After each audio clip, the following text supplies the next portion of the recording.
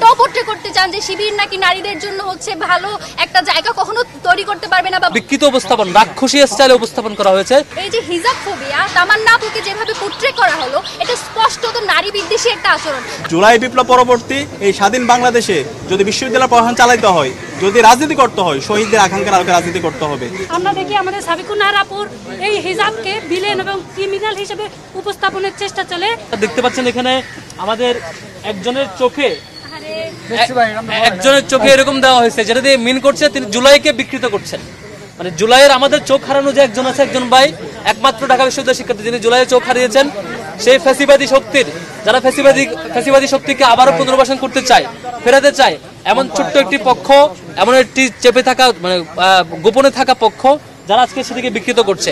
একই সাথে গত 15 বছর আমরা দেখেছি হিজাবোফোবিয়ার যে প্র্যাকটিস এবং ইসলামিক সিম্বলগুলোকে বিকৃতভাবে উপস্থাপন করা, সেটি আমরা দেখেছি আমাদের অন্যতম প্রার্থী সাবিকুন তামান্না, যিনি আমাদের সদস্য প্রার্থী, তার কার্যনির্বাহী সদস্য পদে পদপ্রার্থী, তার ছবিকে বিকৃত করে বিকৃত উপস্থাপন, রাক্ষসী স্টাইলে উপস্থাপন করা হয়েছে, যেটি হিজাবের প্রতি, ইসলামিক সিমটমসের প্রতি, নারীর পোশাকের প্রতি, নারীর স্বাধীনতার প্রতি একটি হিংসার বহিঃপ্রকাশ।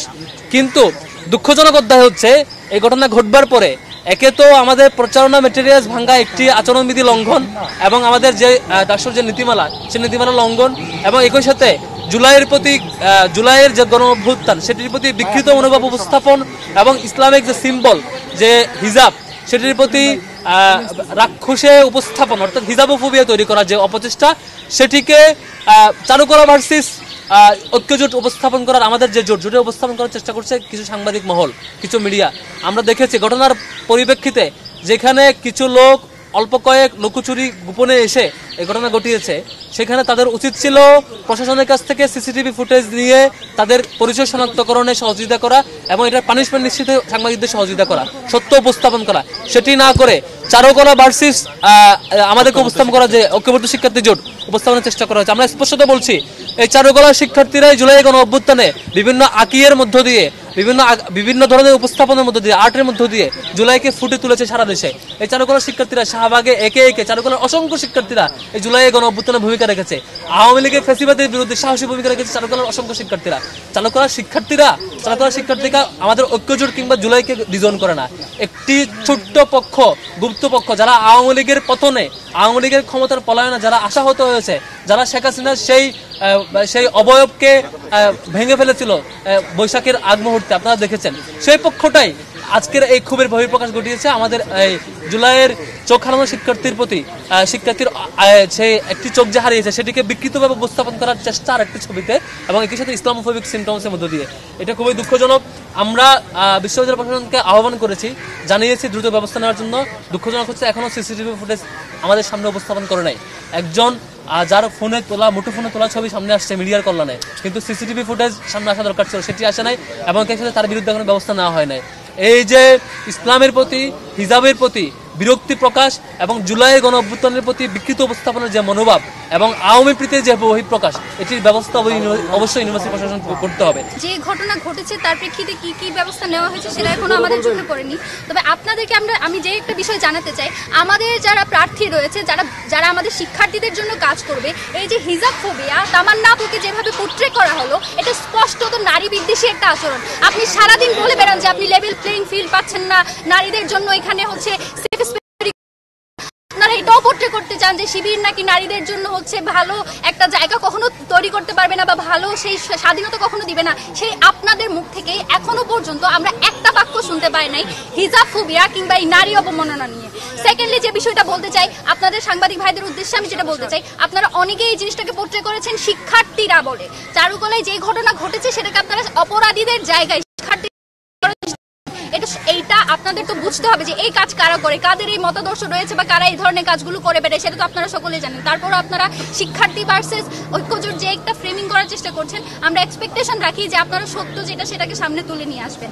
এবং আরো যে ব্যাপারটা আমি বলতে চাই, আমরা গত 16 বছর ধরে দেখেছি আওয়ামী লীগ কিভাবে ইসলামিক সবকটা সিম্বলকে কিভাবে অবমাননাকর ওয়েতে ওয়েতে এক্সপ্রেস করে সেটাকে হচ্ছে বারবার ভিক্টিমাইজ করেছে। সেই ভিক্টিমাইজেশনের বিপক্ষেই কিন্তু আমাদের জুলাই হয়েছে। জুলাইয়ের পরবর্তী বাংলাদেশে এই ধরনের আচরণ এবং প্রশাসনের পক্ষ থেকে এখনো পর্যন্ত কোনো ধরনের রেসপন্স না পাওয়া আমাদেরকে কিন্তু শঙ্কিত করছে। আমরা আশঙ্কা করছি যে এই যে নির্বাচন হবে সেখানে আমাদের যে প্রশাসন সেটা হয়তো পক্ষপাত দুষ্ট আচরণ করবে। সে জায়গা থেকে আমরা যখন 26 পরবর্তী সময়ে আমরা গণতান্ত্রিক চর্চাতে হিজাব এবং হিজাব ছাড়া সব নারীরা যখন ইনক্লুড হব, সেই মুহূর্তে এসে যখন আমরা দেখি আমাদের সাবিকুন নাহারাপুর এই হিজাবকে বিলেন এবং ক্রিমিনাল হিসেবে উপস্থাপনের চেষ্টা চলে, তখন আমরা আসলে শঙ্কা প্রকাশ করছি যে আমাদের ঢাকা বিশ্ববিদ্যালয় এরিয়ায় আসলে গণতান্ত্রিক জিনিসটা আসবে কিনা এবং সুষ্ঠু নির্বাচন হবে কিনা।